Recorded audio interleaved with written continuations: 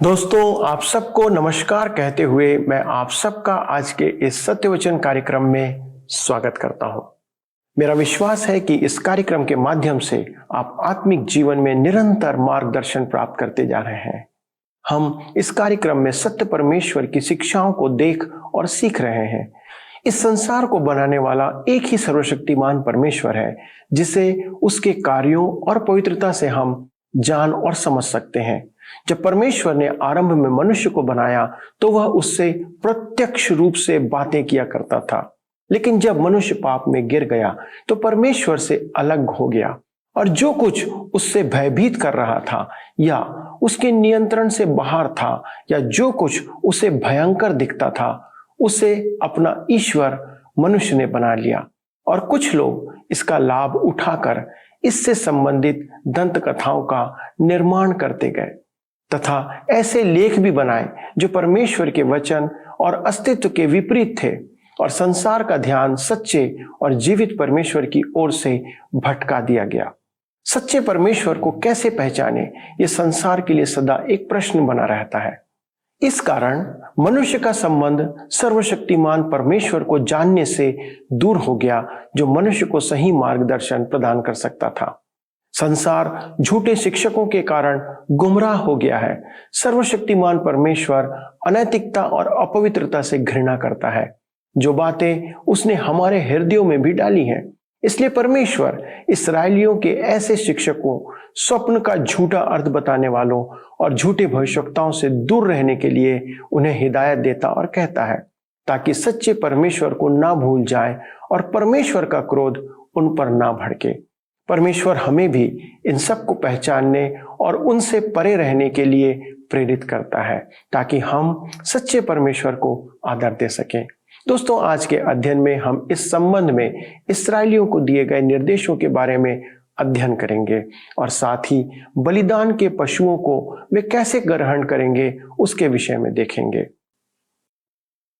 आइए हम पढ़ें व्यवस्था विवरण की पुस्तक 12 अध्याय उसके 5 पद। लिखा है, किंतु जो स्थान तुम्हारा परमेश्वर यहोवा तुम्हारे सब गोत्रों में से चुन लेगा कि वहां अपना नाम बनाए रखे, उसके उसी निवास स्थान के पास जाया करना। अंततः निश्चित स्थान यरूशलेम था, परंतु यरूशलेम से पूर्व भी इस्राएल को एक निश्चित स्थान पर ही आराधना के लिए एकत्र होना था। उनकी होमबलि, बलिदान, दशमांश, मन्नतों के लिए भी स्थान निश्चित था। भोज्य उत्पादों का दशमांश जो वे परमेश्वर को चढ़ाते थे, वह भी उन्हें उस एकमात्र निश्चित स्थान में ही खाना आवश्यक था।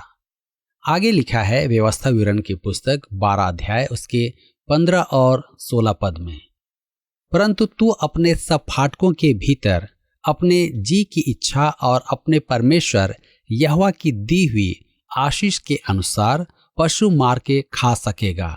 शुद्ध और अशुद्ध मनुष्य दोनों खा सकेंगे, जैसे कि चिकारे और हरिन का मांस, परंतु उसका लहू ना खाना, उसे जल के समान भूमि पर उंडेल देना। जो भोजन वे घर में खाते थे वह आराधना का भाग नहीं, परंतु उनके लिए भोजन के भी नियम थे। अध्याय 14 में अशुद्ध और शुद्ध पशुओं की लंबी सूची है। घर में खाना खाने के लिए उन्हें विधिवत शोधन की आवश्यकता नहीं थी। बलि के पशुओं की अपेक्षा वे किसी भी पशु को खा सकते थे, जब तक कि वह शुद्ध पशु हो, परंतु अनिवार्य यह था कि लहू को पूर्ण रूप से निकाल दें। इसके विपरीत परमेश्वर को चढ़ाई जाने वाली भेंट परमेश्वर द्वारा निश्चित एक ही स्थान में आकर खाना आवश्यक था। व्यवस्था विवरण 12 उसके 21 से 25 में आगे लिखा है, जो स्थान तेरा परमेश्वर यहोवा अपना नाम बनाए रखने के लिए चुन ले, वह यदि तुझसे बहुत दूर हो, तो जो गाय, बैल, भेड़, बकरी यहोवा ने तुझे दी हो, उनमें से जो कुछ तेरा जी चाहे उसे मेरी आज्ञा के अनुसार मार के अपने फाटकों के भीतर खा सकेगा, जैसे चिकारे और हरिन का मांस खाया जाता है, वैसे ही उनको भी खा सकेगा। शुद्ध और अशुद्ध दोनों प्रकार के मनुष्य उनका मांस खा सकेंगे, परंतु उनका लहू किसी भांति ना खाना, क्योंकि लहू जो है वह प्राण ही है, और तो मांस के साथ प्राण कभी भी ना खाना। उसको ना खाना, उसे जल के समान भूमि पर उंडेल देना।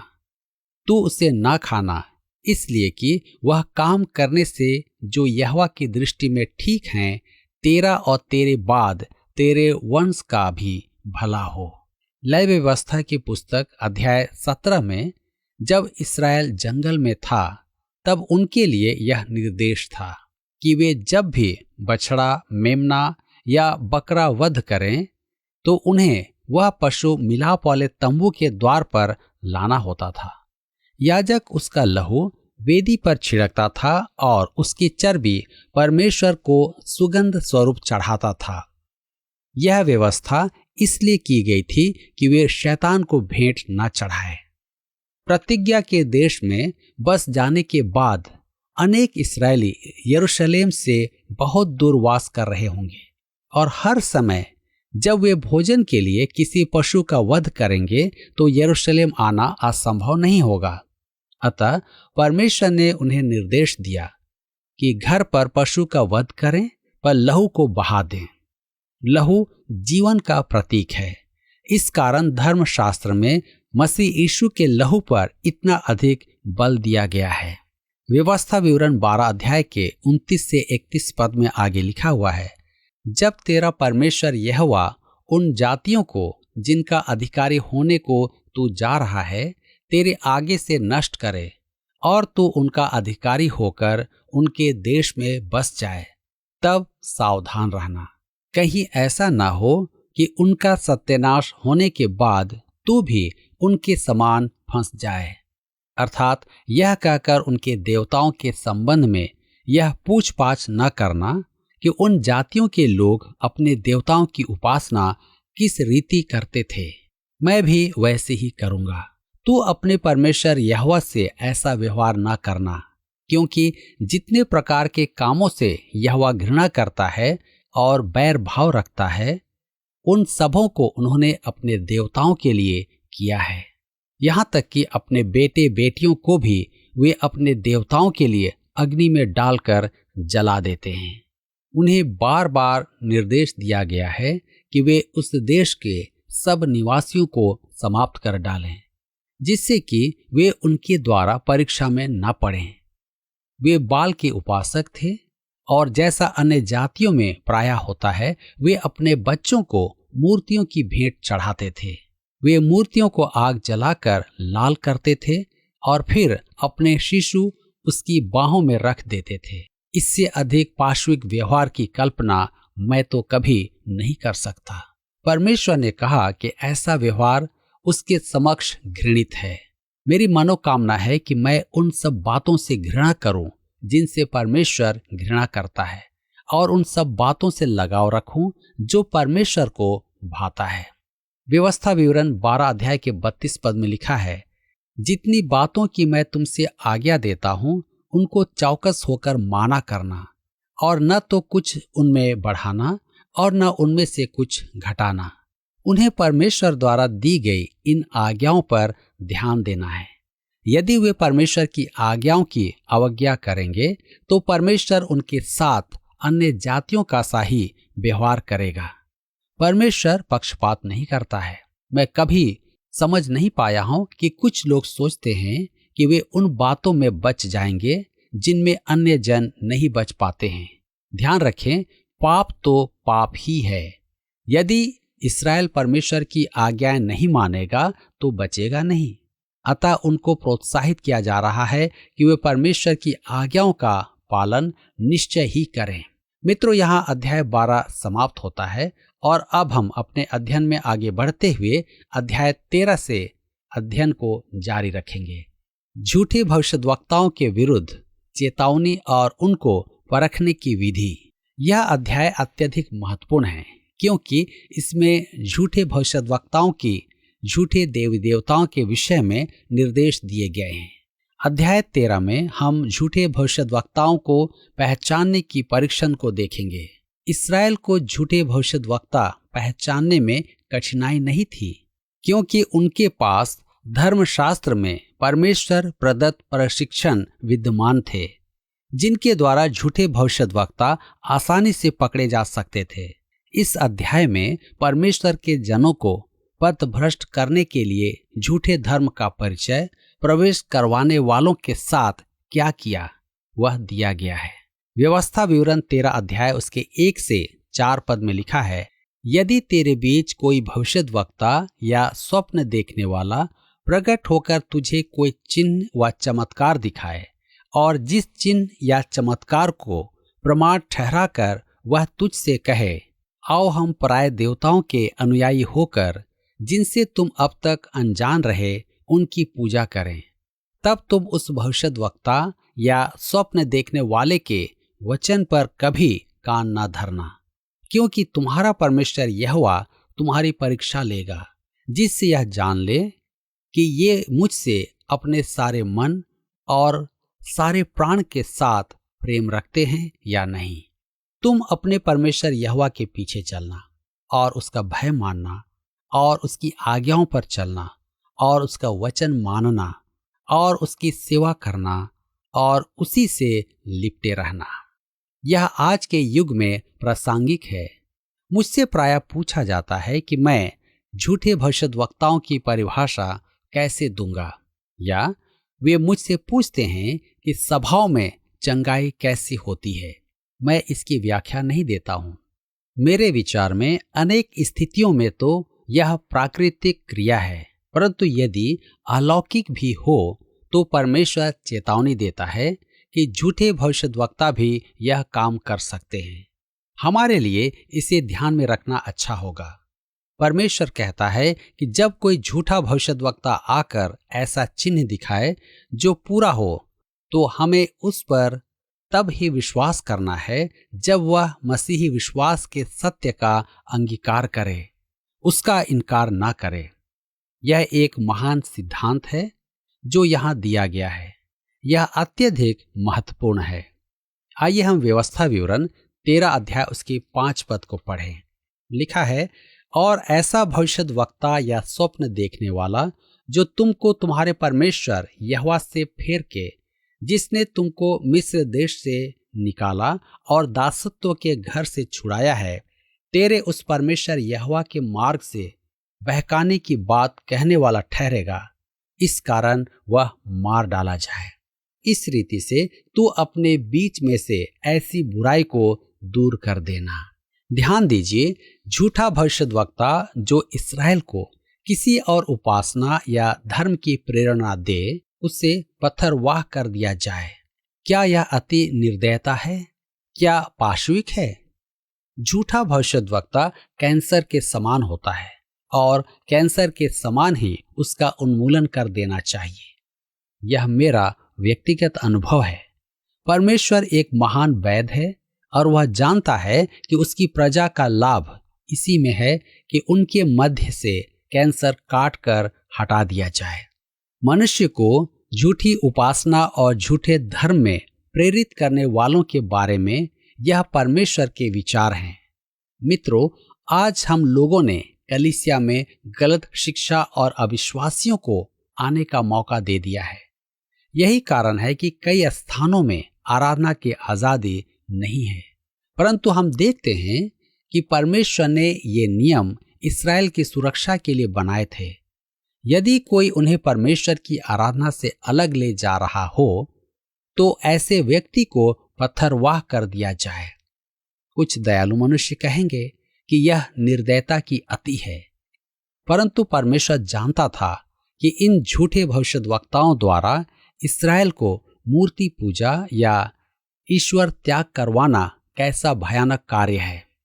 इतिहास से प्रकट है कि इस्राएल ने परमेश्वर की आज्ञा नहीं मानी और उन्होंने ऐसा ही किया। यदि आप इसकी भीषणता देखना चाहें तो राजा आहाब और इजबेल के बारे में पढ़ें। उन्होंने इस्राएल को मूर्ति पूजा में लीन कर दिया था। इसके परिणाम स्वरूप परमेश्वर ने उत्तरी राज्य को दंड दिया और उन्हें दासत्व में भेज दिया। यह ऐसा भयानक कार्य होता है। व्यवस्था विवरण 13 अध्याय उसके 6 से 9 पद में आगे लिखा है, यदि तेरा सगा भाई या बेटा या बेटी या तेरी अर्धांगिन या प्राण प्रिय तेरा कोई मित्र निराले में तुझको यह कहकर फुसलाने लगे कि आओ हम दूसरे देवताओं की उपासना व पूजा करें, जिन्हें न तो तू न तेरे पुरखा जानते थे, चाहे वे तुम्हारे निकट रहने वाले आसपास के लोगों के, चाहे पृथ्वी के एक छोर से लेके दूसरे छोर तक दूर दूर के रहने वालों के देवता हों, तो तू उसकी ना मानना और न उसकी बात सुनना और न उस पर तरस खाना और न कोमलता दिखाना और न उसको छिपा रखना, उसको अवश्य घात करना। उसके घात करने में पहले तेरा हाथ उठे, पीछे सब लोगों के हाथ उठे। मित्रों, यह बहुत ही अत्याधिकता है, यह बहुत ही तीव्र है। यह ऐसा प्रतीत होता है मानो समृद्ध और सीधे लोगों के समाज में जिसमें हम रहते हैं विदेशी भाषा है।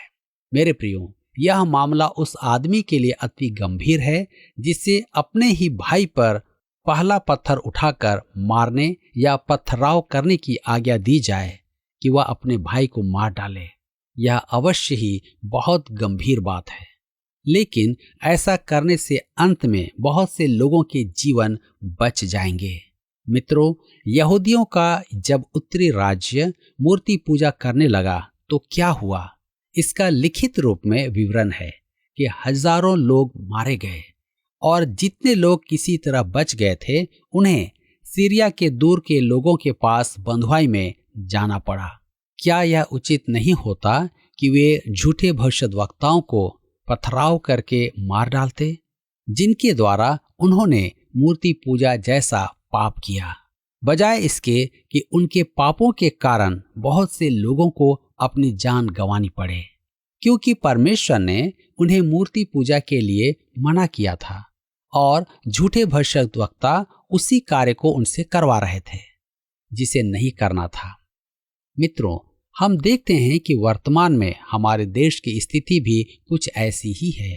हमारे बीच में कुछ ऐसे नम्र दिल या नम्र विचार वाले न्यायियों जिनका मापदंड मसीही नहीं है, वे हमारे नियमों को मसीह परिप्रेक्ष्य में होकर नहीं देख पाते जिस संदर्भ में वे लिखे गए हैं, अर्थात नियमों का पालन करना और अनाज्ञाकारिता के लिए दंड।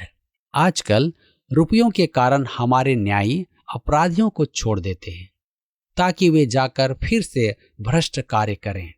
एक शहर में एक व्यक्ति ने एक ही रात में कई महिलाओं पर आक्रमण किया, बहुत से लोगों को जान से मार दिया और एक औरत के साथ दुष्कर्म भी किया। कुछ लोग अस्पताल में भर्ती हुए और कुछ लोग बुरी तरह से घायल भी हुए थे। मित्रों, क्या उन न्यायियों को उस अपराधी को जो कई जनों के साथ खेल रहा था उन्हें दंड नहीं देना चाहिए?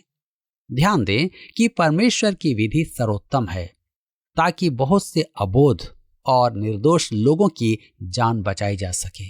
हमारी दूरदृष्टि बहुत कमजोर हो गई है। मुझे डर लगता है क्योंकि आज हमें मृत्यु जैसी सजा बहुत कट्टर या कठोर लगती है। व्यवस्था विवरण की पुस्तक 13 अध्याय के 10 पद में लिखा हुआ है, उस पर ऐसा पथराव करना कि वह मर जाए, क्योंकि उसने तुझको तेरे उस परमेश्वर यहोवा से जो तुझको दासत्व के घर अर्थात मिस्र देश से निकाल लाया है बहकाने का यत्न किया है। परमेश्वर मृत्यु दंड की सजा देता है और वर्तमान समय में हम सोचते हैं कि मृत्यु दंड की सजा ठीक नहीं है और ऐसा लगता है जैसे यह तो असभ्यता है। मैं सोचता हूं कि एक बड़ा समूह भी ऐसा ही सोचता है, क्योंकि वे परमेश्वर को भी कठोर समझते हैं। लेकिन मैं ऐसी भीड़ से पूछता हूं कि उन्होंने एक छोटा सा सभ्य समाज कहां से प्राप्त किया? यह जो संस्कृति है वह कहां से प्राप्त की है? सब कुछ परमेश्वर के वचन से आया है। मित्रों, आजकल हम परमेश्वर के वचन से मुंह मोड़ते जा रहे हैं और भीड़ यह सोचती है कि यही अधिक अच्छा है। इस समय पर हमारे देश की गलियों और वहाँ के बड़े शहरों की सामान्य सड़कों पर चलने की तुलना में अफ्रीका के जंगलों में अकेले चलना अधिक सुरक्षित है। क्यों? क्योंकि हम लोग यह सोचते हैं कि किसी को भी मृत्यु दंड देना अनैतिक है और इसी कारण हमने व्यवस्था को त्याग दिया है। एक बार मैं जंगलों में से होकर जा रहा था और मुझे वहां पर शहरों की सड़कों से अच्छा महसूस हो रहा था। यद्यपि लोग हमें बताते हैं कि वहां पर कुछ जंगली कांटे हो सकते हैं, लेकिन मैंने वहां देखा कि वहां पर किसी के भी घर में ताले लगाने की आवश्यकता नहीं थी। मैं सोचता हूं कि उन्हें हमारे क्षेत्र में प्रभु के सेवकों को भेजना चाहिए, बजाय इसके कि हम उनके क्षेत्र में प्रभु के सेवकों को भेजें। व्यवस्था विवरण 13 उसके 11 में लिखा है, और सब इस्राएली सुनकर भय खाएंगे और ऐसा बुरा काम फिर तेरे बीच न करेंगे। उन्हें सच्चे परमेश्वर से अलग नहीं होना था। वे जब तक परमेश्वर की आज्ञाओं को मानते रहेंगे, वे अपने जीवन में परमेश्वर की आशीषों को प्राप्त करते रहेंगे। जो भी हो, वे परमेश्वर की आज्ञा का पालन नहीं कर पाए और उन पर परमेश्वर का दंड आया। यही उन लोगों की कहानी है। व्यवस्था विवरण 13 उसके 12 से 14 पद में आगे लिखा हुआ है, यदि तेरे किसी नगर के विषय में जिसे तेरा परमेश्वर यहोवा तुझे रहने के लिए देता है, ऐसी बात तेरे सुनने में आए कि कितने अधम पुरुषों ने तेरे ही बीच में से निकलकर अपने नगर के निवासियों को यह कहकर बहका दिया है कि आओ हम और देवताओं की जिनसे अब तक अनजान रहे उपासना करें, तो पूछ पाछ करना और खोजना और भली भांति पता लगाना, और यदि यह बात सच हो और कुछ भी संदेह न रहे कि तेरे बीच ऐसा घिनौना काम किया जाता है। उनको कोई भी काम जल्दबाजी में नहीं करना था। किसी भी कार्य को करने से पहले उसका पूरी तरह से निरीक्षण किया जाना जरूरी था। व्यवस्था विवरण 13 अध्याय के 15 और 16 पद में लिखा है, तो अवश्य उस नगर के निवासियों को तलवार से मार डालना और पशु आदि उस सब समेत जो उसमें हो उसका तलवार से सत्यानाश करना, और उसमें की सारी लूट चौक के बीच इकट्ठी करके उस नगर को लूट समेत अपने परमेश्वर यहोवा के लिए मानो सर्वांग होम करके जलाना, और वह सदा के लिए डीह रहे, वह फिर बसाया ना जाए। मित्रों, पुनः यह एक गंभीर बात है कि पूरा शहर नष्ट हो सकता था। आप सोचकर देखें कि पूरे शहर में क्या कोई ऐसा व्यक्ति है जो मूर्ति पूजा नहीं करता हो? क्या उसने शहर को नाश करने का विरोध किया? क्या वे आराम से बैठे रहते थे और कुछ नहीं करते थे? यदि उन्होंने इस विषय पर कुछ नहीं किया तो उनका न्याय भी दूसरे लोगों के साथ ही होना था। मित्रों, आज बहुत से ऐसे मसीही हैं जो ये सोचते हैं कि मसीहियों को बिल्कुल चुपचाप बैठे रहना चाहिए। बहुत सारे ऐसे मसीही हैं जो महत्वपूर्ण विषयों पर भी विचार नहीं करते हैं, अर्थात स्थिर नहीं रहते हैं, जबकि सत्य बिल्कुल प्रकट है। आप पुरानी कहावतों को सुनते होंगे जिसमें बताया जाता है कि चुप रहना अच्छा होता है। कभी कभी चुप रहना और कोई प्रतिक्रिया न देना अच्छा नहीं, परंतु बुरा प्रमाणित होता है। जो बातें गलत हैं उन बातों का हमें विरोध करना चाहिए। इस प्रकार के शहरों में सब कुछ नष्ट किया जाना जरूरी था। व्यवस्था विवरण 13 अध्याय के 17 पद में लिखा हुआ है, और कोई सत्यानाश की वस्तु तेरे हाथ न लगने पाए, जिससे यहोवा अपने भड़के हुए कोप से शांत होकर जैसा उसने तेरे पूर्वजों से शपथ खाई थी वैसा ही तुझसे दया का व्यवहार करे और दया करके तुझको गिनती में बढ़ाए। व्यवस्था विवरण 13 अध्याय के 18 पद में लिखा है, यह तब होगा जब तू अपने परमेश्वर यहोवा की जितनी आज्ञाएं मैं आज तुझे सुनाता हूं उन सबों को मानेगा, और जो तेरे परमेश्वर यहोवा की दृष्टि में ठीक है वही करेगा। क्या आपको यह कार्यक्रम पसंद आया? अभी हमें एक मिस कॉल करें और आप अगले विजेता हो सकते हैं।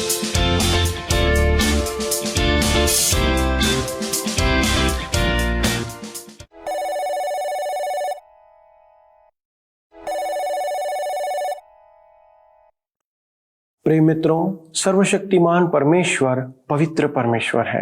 वह अपने लोगों के बीच पवित्रता देखना पसंद करता है। इस्राएल में झूठे शिक्षक और झूठे भविष्यवक्ता व्याप्त थे। परमेश्वर ने ऐसे लोगों को अपने बीच से नष्ट करने का निर्देश दिया था और जो परमेश्वर की दृष्टि में ठीक है उसे ही मानने के लिए कहा था, क्योंकि ऐसी बातों से यहोवा परमेश्वर घृणा करता है और उसका क्रोध अपने लोगों पर भड़कता है। आज कलीसिया में भी बहुत से झूठे शिक्षक और भविष्यवक्ता व्याप्त हैं जिन्हें हमें पहचानना है। पवित्र शास्त्र ऐसे सेवकों से सावधान रहने के लिए कहता है। वचन ऐसों को पहचानने के लिए मापदंड भी वचन में देता है। इसे हम व्यवस्था विवरण 18 अध्याय में देखेंगे।